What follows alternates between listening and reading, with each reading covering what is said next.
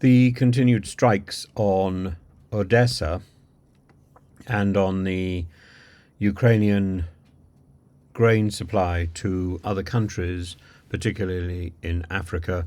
Last night, the attack on the silo, the grain storage in on the Danube River, just inside Ukraine, literally 200 meters from the Romanian border, is quite extraordinary. Strikes by the Shahid 136 kamikaze drones aimed at the port infrastructure on the Danube.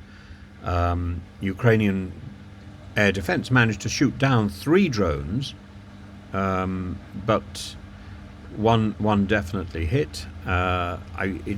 It's meant that the price of grain has gone up significantly in the last week since Russia stopped the grain transport through the Bosphorus, and it is quite extraordinary. The other thing that's happened is the Kremlin has instructed television coverage of the drone strikes on domestic television not to go ahead, so that the ordinary Russians simply don't know about this.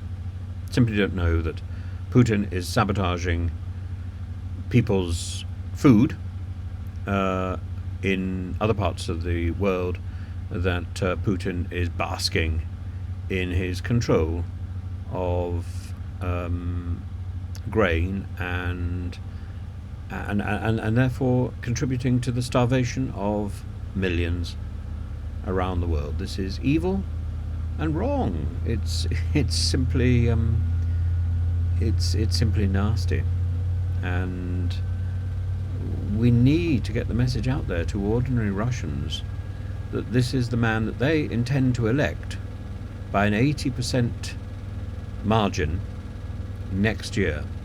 Next year, when Britain goes to the polls, Russia will be going to the polls at the same time. Putin will announce it in the spring.